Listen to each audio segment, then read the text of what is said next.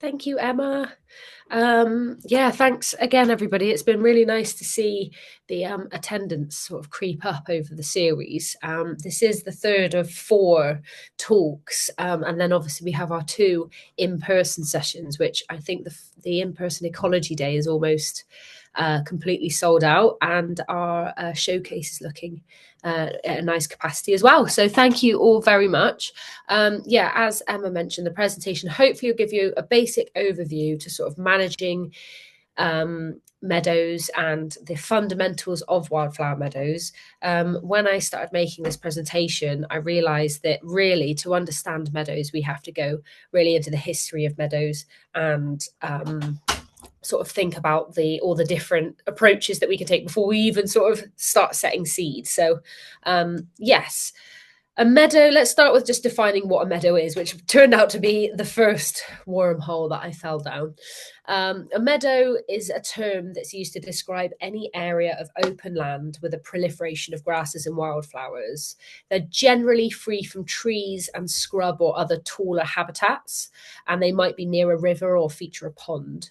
But the true definition of a meadow is quite hard to nail down.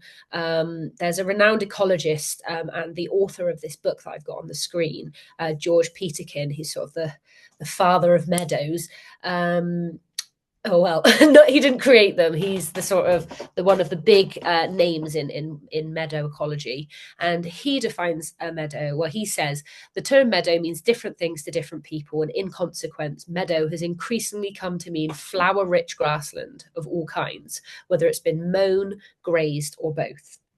So meadows form a quintessential part of the British countryside image, even if they're very rare compared to other types of grassland. I'm also going to do a really quick rundown of terminology so that we're all starting on a similar benchmark, because some people will be really familiar with these terms and some people might see these words crop up and not have a sort of a helpful definition of what they mean. So when we refer to seed bank, we're talking about the seeds that build up naturally in soil over time.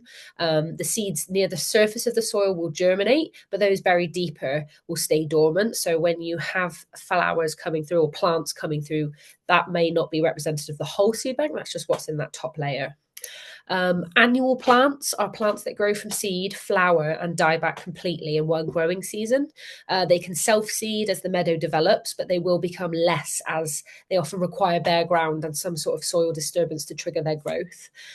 Whereas perennials are plants that grow and flower in one growing season, die back partly, or become dormant and then come back the following year. And typically they last between sort of 3 and 5 years.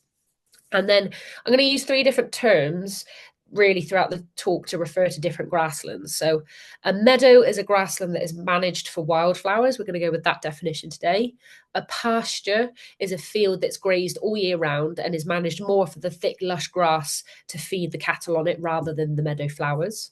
And a turf lawn is a term I'm using to refer to that sort of that typical ryegrass monoculture lawn that we see all over urban spaces, really common in public parks, maybe in home gardens or turf grass that you roll out, or other amenity areas. So why are they important?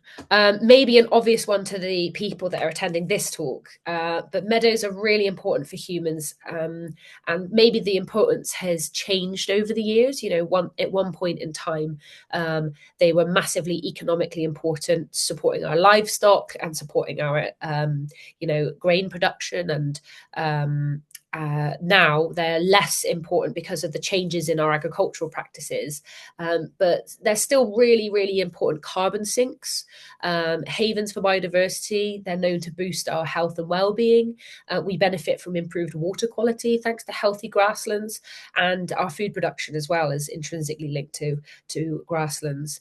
And generally, the species richness or the diversity of the species present is often what determines the importance of that grassland for wildlife. And that's not just necessarily plant diversity, that may also be fungal diversity or the diversity of the grasses present. Not all grasses are bad. There's a few really thuggish species that we tend to use for certain purposes, but there's also a huge range of beautiful different grasses that have really important sort of ecological importance. So to understand meadows as habitats, we have to first understand ecological succession and how it is disrupted in meadows. Succession is a concept that is the concept that given enough time, that any bare ground will eventually develop into woodlands. Now, this is really talking about lowland habitats, but yeah, effectively the climax community is woodlands. So this process starts with bare soil, which is then colonized over time by grasses. These grasses then create the right conditions for scrubs like bramble to develop, and then these scrubby brambles then protect developing trees from sort of potential death by grazer. So if left alone, most grasslands we see would develop this way, which is exemplified by the old proverb that the thorn is the mother of the oak. I love that saying. But in the natural world, meadows and their tasty wildflowers are not left alone. They are grazed by wild animals, which prevents this succession. And that is a really core part of meadows existing naturally and what we are seeking to replicate when we manage meadows. So a really quick bit of meadow history. I did touch on it there, but before humans, large herbivores known as mega herbivores like mammoths, ancient wild cattle and wild horses would have grazed our British grasslands, keeping them managed in the same way that elephants do in the savannah today. As these species were driven to extinction by climate change and human hunting and various other reasons, and as our civilizations developed, our domesticated cattle replaced these mega herbivores, replaced that ecological niche. And then eventually we started managing our grasslands for hay, for our domestic cattle as well. And sort of in the modern day, most of our grasslands in that agricultural sense are managed for lush pasture. And as far I've included this cool little this drawing from the Domesday Book of 1066. They even noted, over a millennia and a half ago, the difference between meadows and pasture as management techniques. So we often think of human behavior as this entirely negative impact on the environment, but meadows are a really great example of a really long-term positive impact and symbiosis that humans have had. I'm also going to sort of mention different types of meadows. So there's many different types of meadows, and 7 of them are classified as priority habitats. These are assemblages of representative of local wildflowers, as opposed to a freshly created meadow that maybe has been sown with a purchased seed mix that genetically could be from wherever those seeds were sourced.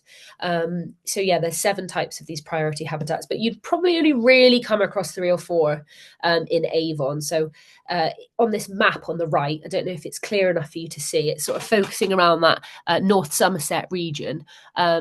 We can see around the Mendips, there's a few of these different grasslands. And I also really like this image because it highlights just how fragmented and rare these priority habitats are. So on that image, you can see that we've got a bit of lowland calcareous grassland, which means that it's a grassland growing on very well-draining chalk soils. We've also got some purple moorgrass and rush pasture down in the Somerset levels and up near Clevedon.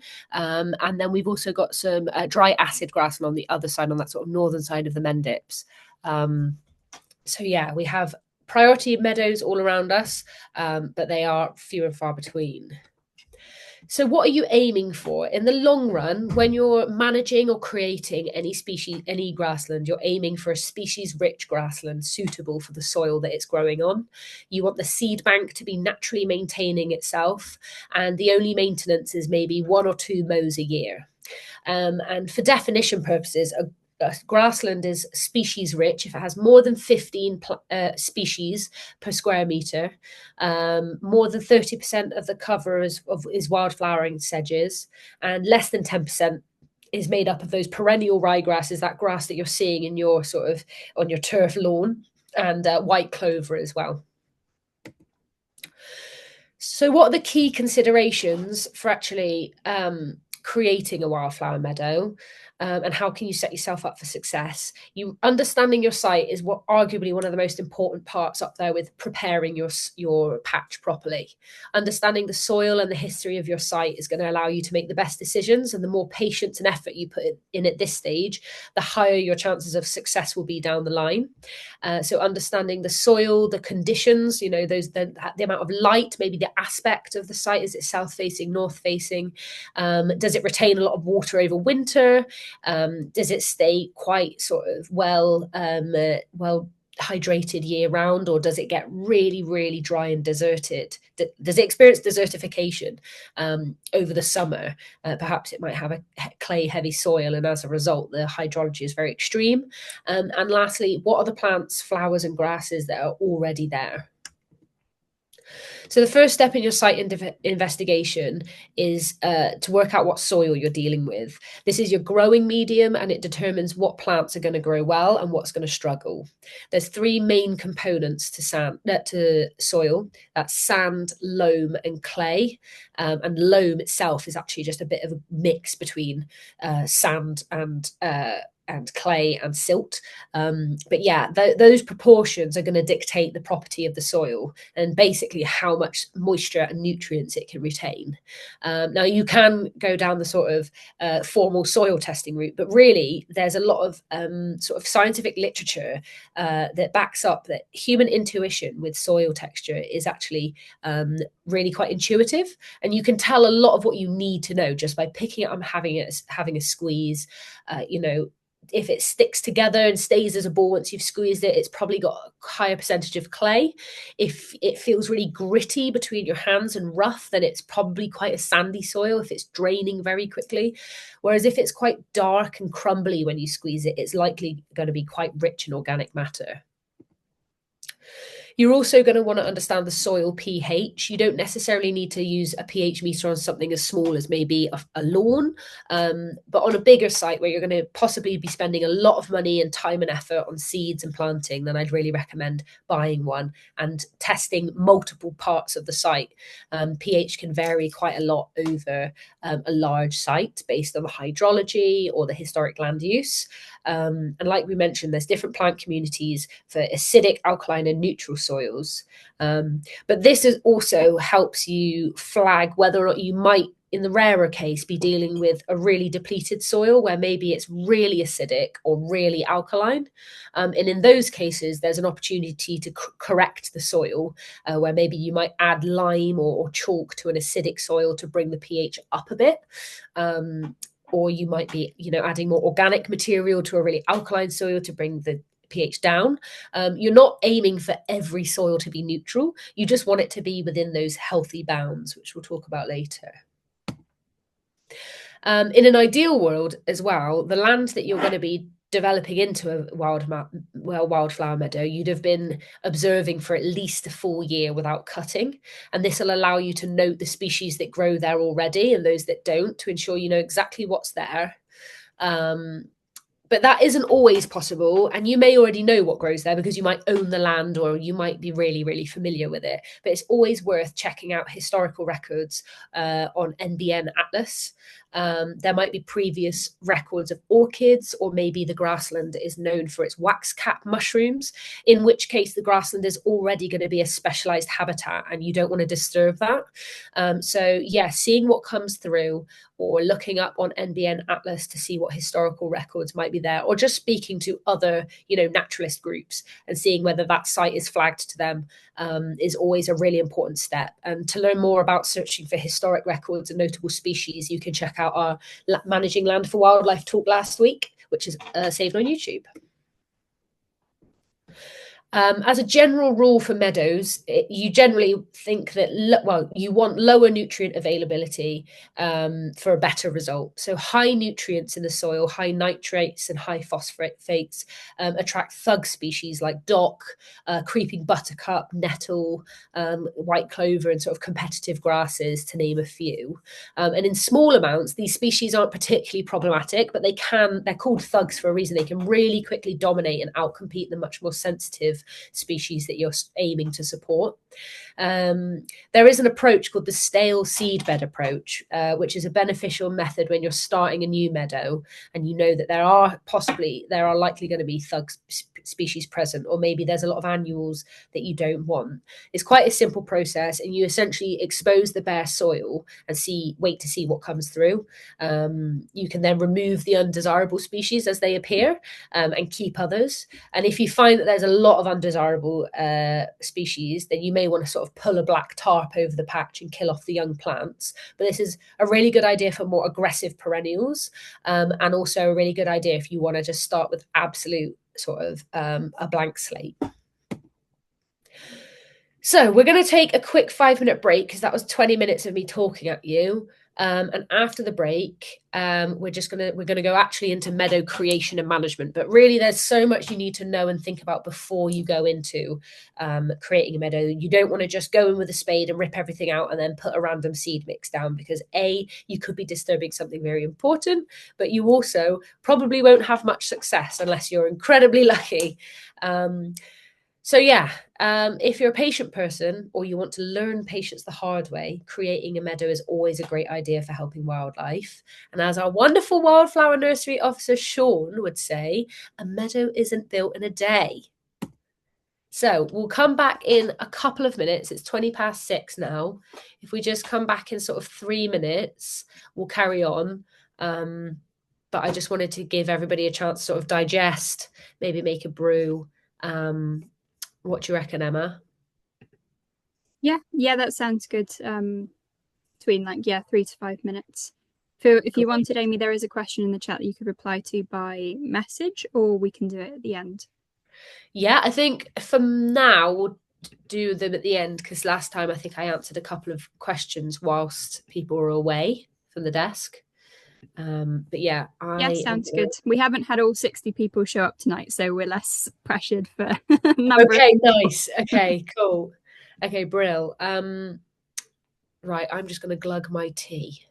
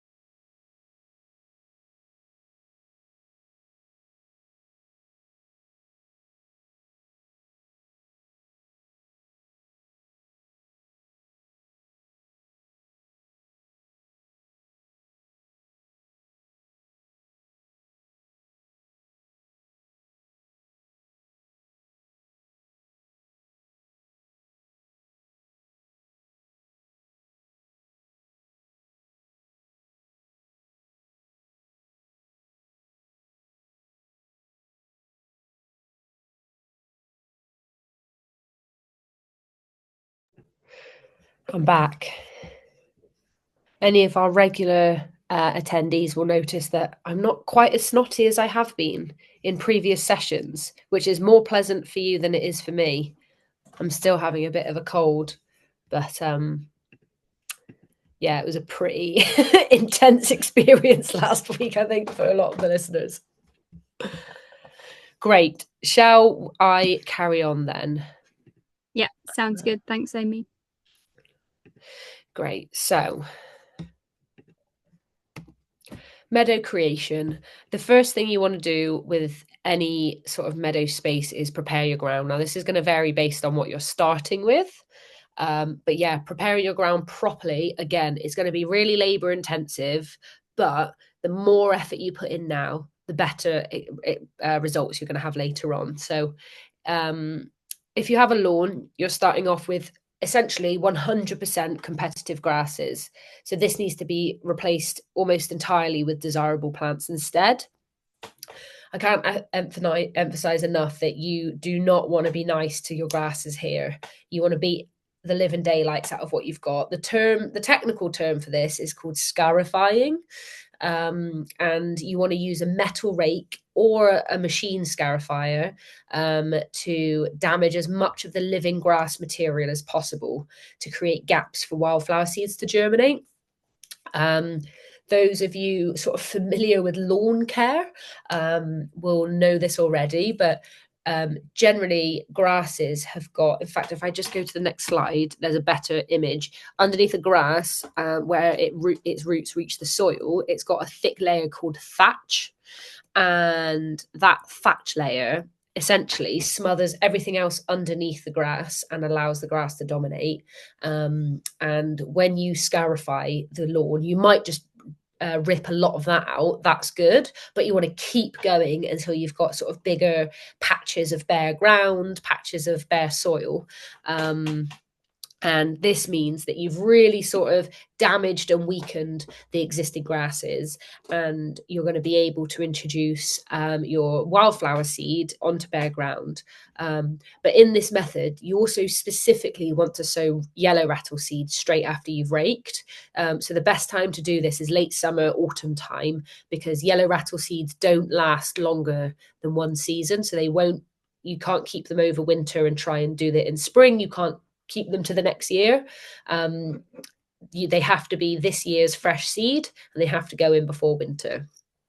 So yellow rattle is known as the meadow maker flower because it parasitizes the roots of a lot of competitive grasses, and it significantly increases your chances of success.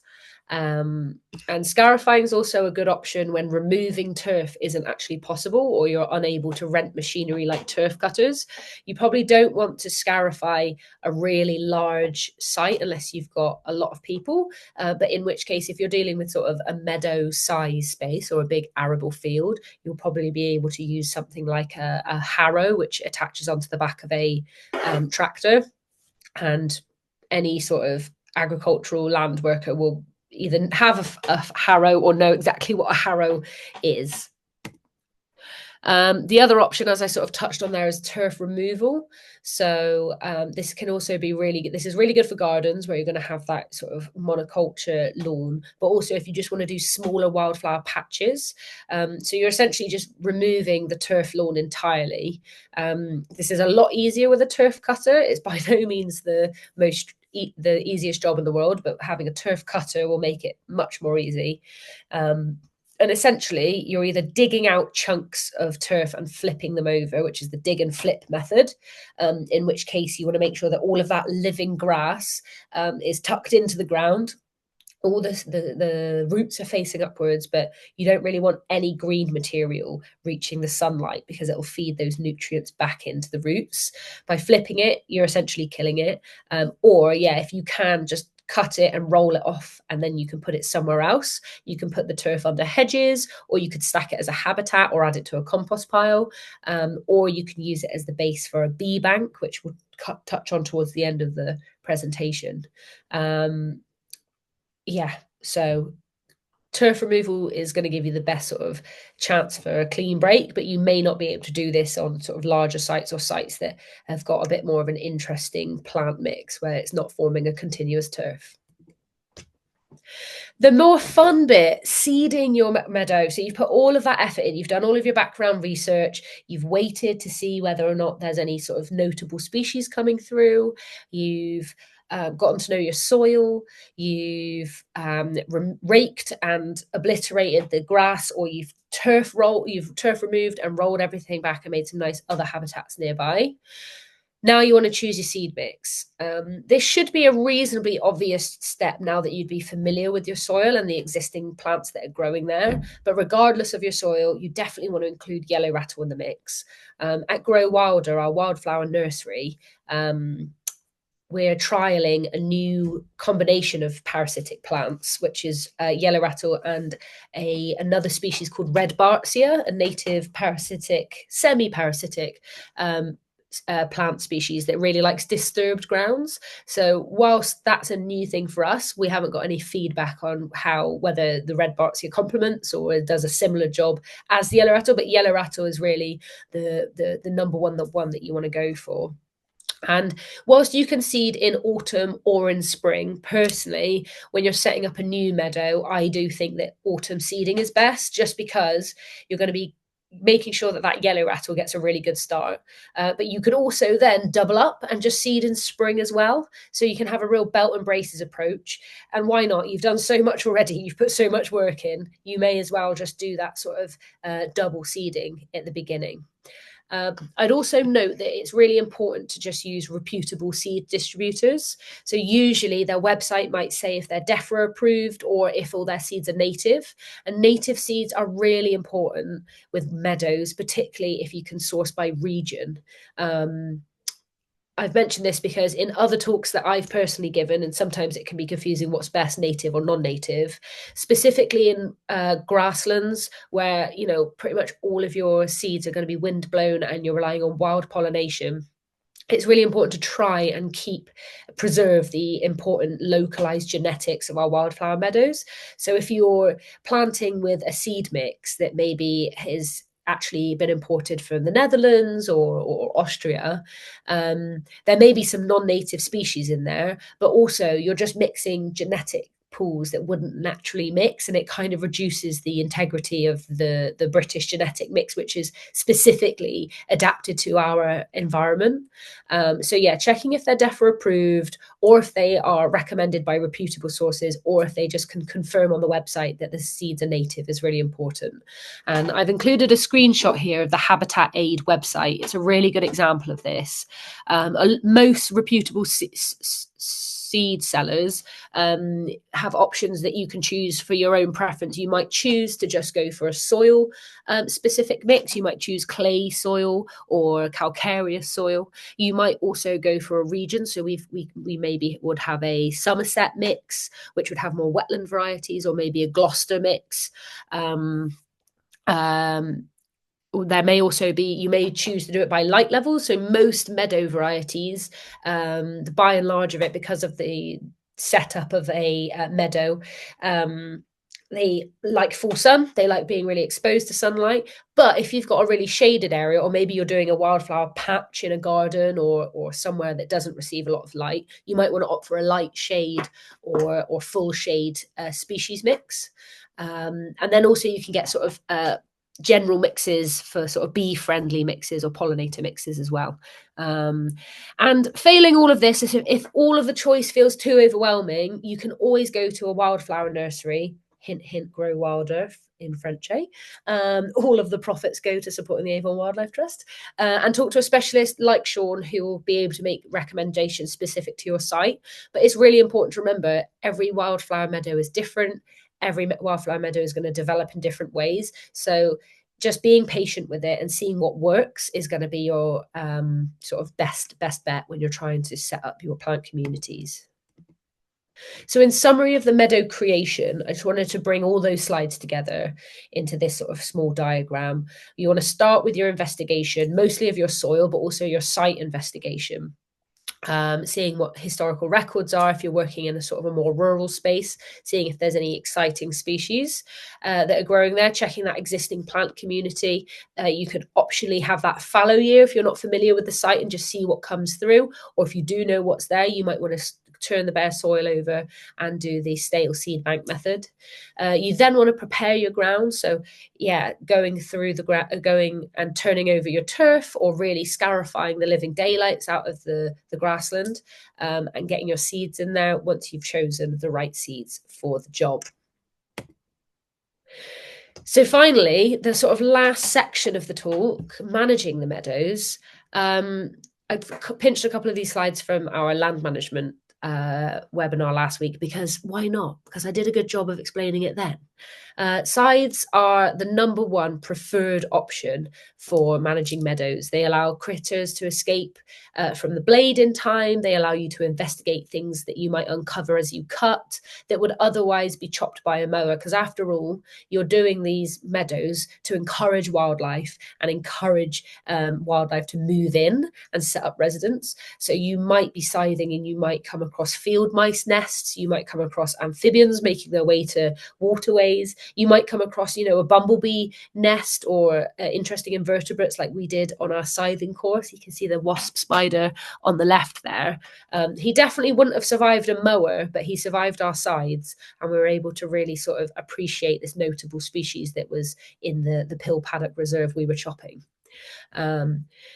So just with scythes, bear in mind that you'll want to cut when the plants are still standing. So they've set seed, but they still stand tall, mainly because when the grass has started to fall over, it's really hard to actually get the sides underneath. Whereas when everything's still stand up nice and straight, you've got a really clear path for the scythe to chop down. Also, you'll want to choose a morning when the grass is quite dewy, but not soaking wet after a rain shower. Wet grass is way heavier to remove, but a little bit of dew on the grass is really helpful for like lubricating the scythe. And generally, a summer cut known as a hay cut in June, July time is the best way to reduce the most amount of nutrients from the soil. And then maybe if the meadow's still really long and you want to increase the accessibility of it, you could do a later cut in sort of September time once those seeds have got returned to the seed bank. And yeah, it's physically demanding, so it's not suitable for everyone, and it does take a lot longer to complete, but nature's in no rush. Hopefully you're in no rush. The whole point of these natural landscapes is that they are fulfilling and calming for our well-being. So yeah, if you can do some scything, I'd really recommend it. I've also included strimming, because if you don't have a beautiful £100 Austrian scythe, but you do have your own or maybe a neighbour with a strimmer, they are a good substitute when scything is not possible. But obviously you can cover a lot more ground, and you're not sort of getting up close and personal with the grass the way that you would with a scythe. So the best way to trim in a sort of ecologically sensitive way is to do a two-phase cut. So the first cut, you might cut the grass down to a total of about 6 inches, and then leave it for a couple of days, and then return and do a second cut to the ground. If you want to do it all in one day, you could sort of do the first cut in the morning and the second cut in the evening. But yeah, you really want to be raking off the first arisings.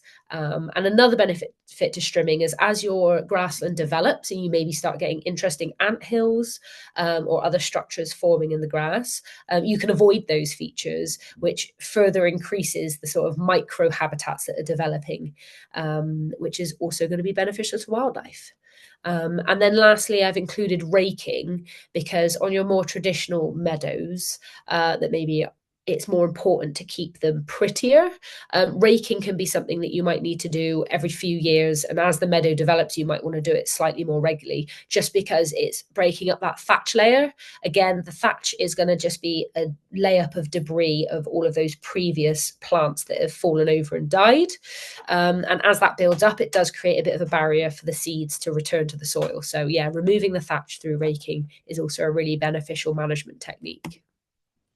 I guess the last sort of main point to make with managing meadows is the timing. So I mentioned before about a sort of June, July hay cut. That is your most important cut of the year. It's going to be removing the most amount of biomass at a point where the flowering parts of the plant can still regenerate, and they've still got time and resources in the rest of the year to put up more flowers and set seed. You can look at doing further cuts, maybe in March or September, to bookend that summer season, just if you are dealing with a public space where you want to keep on top of how tall things get, then yeah, additional cuts can be beneficial. Or maybe if you want to do a later in the year cut to really just get rid of a lot of that growth before the winter. But the best time for each meadow is really fundamentally going to vary. It can change based on weather each year, and the most important thing is just to keep an eye on the space and wait for the flowers to set seed before the final cut. And I guess above all else, always remove your cuttings. The whole point of doing those cuts is that you're removing nutrients via the vegetation that's grown. So it doesn't matter if you're composting on site, maybe you've got a couple of compost piles on the edges, or you're putting the arisings underneath a hedgerow nearby, but making sure that the arisings can't stay on the top of that grass and rot back down and return all of their nutrients to the soil is a really, really important thing to remember. So just to wrap up, I've got a couple of meadow features that I included because it wouldn't be one of my presentations if I didn't worm a pond in there somehow. Ponds in the rural landscape are incredibly important and have been getting we've seen them reduce in their presence in the natural landscape significantly now that they're used far less for sort of hydration for cattle, or also they can pose difficulties for farmers because they remove the amount of usable land on a field. But if you can introduce a pond to your wet meadow, not only will you be providing a lot of resilience against sort of summer droughts, you'll also be introducing a whole new microclimate. All of the the marginal areas of the banks of that pond are going to become present with other species that are suitable, and you'll see a massive increase in the amount of invertebrate biodiversity, because you'll have all the invertebrates that are reliant on water for parts of their life cycle. So a pond is a great feature if you can add it. A bee bank. I've mentioned a bee bank previously. You can sort of make the basis of your bee bank with the turf that you've rolled up to create a clearing for your wildflower meadow. But bee banks offer habitats for solitary bees. They also offer really important basking spots for reptiles. The most important thing with a bee bank is to make sure that it's orientated south facing, and it's got a really nice thick layer of sand covering it, between 6 inches and a foot of sand, because then those invertebrates can burrow in. But be aware that you'll have to stay on top of it, because it'll need to be weeded as your meadow wildflowers are going to try and colonize the bare banks, as sort of a nice, exciting new landscape. And last but definitely not least, I've included hedgerows. Hedgerows, obviously, when they're healthy, are incredible habitats for wildlife, and they massively increase the amount of connectivity between your meadow and the wider environment. So when you're dealing with a larger space, particularly sort of, your agricultural field size space, ensuring you have a healthy hedgerow is really important. They can massively help with soil erosion. They can help with sort of exposed soils. And they're just going to boost the amount of biodiversity on the site. So that is everything. Unfortunately, I am aware that I haven't covered individual pollinator plants, so I'm sorry if anybody came to hear that. I'll definitely include in the summary email tomorrow a couple of resources of like different wildflowers for different purposes or different considerations when planting for wildlife. But because what meadows are such a big can of worms, I thought if I'm going to start going into certain plants, then I'm going to have to go into sort of why we use certain plants in certain areas. So I didn't want to give too much of a bias to any group of plants. So we'll include some literature on that. But thank you for listening. Thank you for coming as well. Emma, did you want to do any questions? Yeah, there's some really great questions. Thanks, Amy. There's some great resources that we will send out. So relating to pollinator friendly plants, there's some excellent resources online. So we'll start with the first question from Peter, which was asking if there are any organisations where you can borrow a soil pH meter. As far as I'm aware, unfortunately not. That doesn't mean that they don't exist. There may be sort of community groups where that they have got sort of a bank of equipment, but I do know that you can buy them online for relatively cheap. And I mean, I use mine daily because of my work, but it's really handy if you're a keen gardener. They're a good investment for I think, under £15. And then sort of a related question, not to pH, but more about soil fertility. So Graham was saying that his understanding is that soil fertility is key to the sustainability of a meadow, and the important measure is phosphate content. Yeah. And he's saying typically in wildflower rich meadows, the available phosphate is below 10 parts per million, and Mhm. above that, greater management is needed through yellow rattle, number of cuts per year, introducing taller species, which is why soil nutrient status is tested and important. Is that Yeah. sort of your understanding of that? Yeah, absolutely. So, phosphate persists in our environments quite significantly. It's not an easy biochemical to remove, whether it's naturally occurring or not. Typically, it doesn't occur in the levels that is commonly found in particularly sort of arable fields, agricultural fields that we may be trying to convert into a wildflower meadow. But that is really the long game, is my understanding. If you're dealing with a site with really high phosphate and there's just a lot of those sort of thug species that are difficult to manage because of that, I would recommend, yeah, doing the stale seed bank method and removing as much as you can in the beginning, and then really just removing well, I mean, people talk about soil transfers or removing topsoil. My understanding is that by removing the topsoil, you're then just exposing older seed bank, which could still present with the same issue, and you don't really know how deep into the topsoil the nutrients have leached, and you don't want to really be planting on subsoil because then you're dealing with a totally nutrient depleted environment. So, yeah, my recommendation is to try and start with as blank a slate as possible, and then remove those biochemicals through the removal of vegetation. And it will take a long time, but yeah, that would be my recommendation. I don't Awesome, know if that thank you. answers the question, Graham. Sorry. Then we have a question about mini meadows, which might be quite applicable to people with smaller spaces. So Veronica was saying that the council planted some lovely mini meadows on College Green a few years ago that appeared in the summer, and asking how easy or hard it is to plant in a small area like that. If can I start with that, Amy? Because we ran a Absolutely, yeah. workshop with the wildlife champions, and my colleague used hula hoops as a method for mini wildflower meadows, and that actually worked pretty well this year. So you set out a hula hoop on the ground. We then used a strimmer to cut the top layer of grass down to the base, as if, or you could do that with a scythe. And then to reduce the need to rent or use a turf cutter, which is quite hard to push along, we then just flipped over that whole section within the hula hoop and then raked that, put in the seeds and plug plants, and then raked over to cover in the seeds. So that's kind of as mini as you get using a hula hoop. But I'd never heard that method before, and just it's something we tested this year and seems to have worked quite well with my colleague as well. Yeah, absolutely. I'd definitely say that in the smaller areas that you're working with, if you can just totally remove that grass and flip it, that is the best option rather than trying to rake it and scarify it, because fundamentally the grass that exists is probably going to be attached by runners to the more healthy grass around it. So it's going to rebound a lot quicker.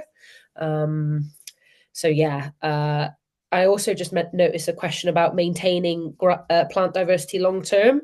That's why ideally you want to establish the perennials. A lot of seed mixes will have a mix of annuals and perennials. So the annuals will give you your first big bloom the first year, and then over time, when they are no longer able to sort of germinate because the soils become too crowded or there's too much vegetation, the perennials will be setting seed, dying back, and I didn't touch on wildflower meadow seed mixes much, but it's hard to tell everybody that all of the information in an introductory session. But yeah, you can get 100% wildflower mixes, which I would recommend when you're scarifying, because then you're not adding in those other grassland species. There's competitive grasses and there's non-competitive, and there's certain grass species you really want to encourage, which are included in those wildflower mixes. Whereas when you're starting with a totally blank slate and you've removed all the turf, or maybe you've harrowed a field, or you're dealing with bare soil, then you probably want to go more for an 80-20 wildflower grass split, just because you're going to get a much more natural mix of flowers versus grasses, and yeah, you're replicating that natural environment a lot more. And also, we can share advice. Again, our colleague Eric, who's done a lot on wildflower meadows, he's kind of sussed out a good mix of wildflowers in urban areas. That wouldn't apply to everyone on this call, but he's really kind of sussed that out. And he was looking at particular species as well. So the small blue in Lockleys, he was planting specifically for a pollinator. So that's another way to go about it, is you plant with a species in mind, if that could be a useful corridor as well. Yeah, absolutely. And then had another question from Graham about sourcing seeds. So how do you feel about using seeds that are brush harvested from nearby donor sites? Yeah, absolutely brilliant. If you're if the more local the better. I sort of stressed on there about making sure that seeds are native. But yeah, ideally if you can get regional or even locally sourced seeds, then brilliant. I know that Bristol Council is going to be trialing a cut and collect system which uses green hay, where essentially a meadow with a high species diversity, the hay is removed from the site and then sort of scattered again over a different site so that all the seeds drop onto the new site that's been prepared.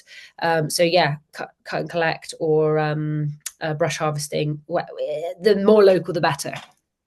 As long as your soils are matching reasonably. Just make sure that your sites are relatively similar abiotically. Yeah, awesome. And then there was a question about ragwort and whether it's a thug or a good wildflower species to have in meadows if you don't have livestock. Yeah, so it's a tricky one because yellow ragwort comes under the Injurious Weeds Act. So you do have a responsibility not to encourage its spread. And obviously, I would say if you're dealing with larger rural sites, you definitely have a responsibility to your neighbours not to be, essentially farming ragwort and allowing the seeds to spread all over your neighbouring fields. But my personal opinion is that if you're in an area where you're not surrounded by agricultural land, or you're in an urban area, or maybe the ragwort that's occurring on your land is very small, that it's very sporadic across the field, I don't see an issue in it. Generally, even though it can make cattle very unwell and horses very unwell, they do tend to avoid it. You'll see ragwort in fields with horses. They only tend to eat it when it's really nothing else left in the field. But yeah, so ragwort is a fantastic food source for the cinnabar moth. There's a couple of areas in BS3 that we've done site visits, and there's nothing growing in an alleyway except ragwort, and there are hundreds of cinnabar moths. So it definitely has its value and its place in the ecosystem. But yeah, there's a level of sort of accountability, and you have to be reasonable. If you're surrounded on all sides by dairy farmers, you probably want to make sure that you've not got any more than a couple of plants in the field. But yeah, if you're more rural, maybe if you're in a garden and you have a huge explosion of ragwort, I don't see why that would be a problem. I think that would be good because you can farm some cinnabar moths. Love that. We have two really good questions from Charlie. So asking, are birds likely to eat the seeds that you initially put down, and other techniques to stop them doing so?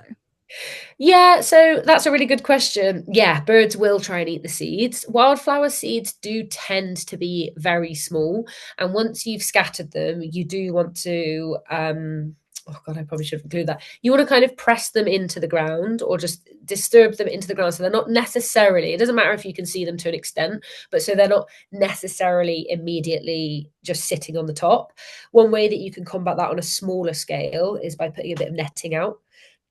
Um, but yeah, there's always going to be that chance of birds coming to feed on them. Yeah, that would just be similar to any other situation. So when you're seeding, when you buy a seed mix, they'll tell you roughly how many grams per square meter. So it might range from sort of 2 grams to 7 grams, 8 grams per meter, which can get quite tricky. It's a very surprisingly small amount of seeds. So often people will mix the seeds with vermiculite or sand, and that helps you see where you've scattered them. And generally, the amount of seeds that you're scattering does account for a level of natural sort of predation by seed eating birds. But yeah, hopefully in an urban space there'll be plenty of bird feeders. But yeah, that's a good point, Charlie. There absolutely there'll be a level of bird predation. And they might also go for all the worms that you dig up when you turn over the soil. That might Yeah. be preferential over the seeds. And another really good question, which I think would apply to a lot of people. If your meadow is unsuccessful, is there a troubleshooting strategy? How do you know what went wrong? Yeah, so annoyingly not. There isn't one place, but I would really recommend the Plant Life website. They used to have something called the Plant Life Meadows Hub, which was like a whole different website. But the Plant Life website is one of the resources that we'll share into this chat.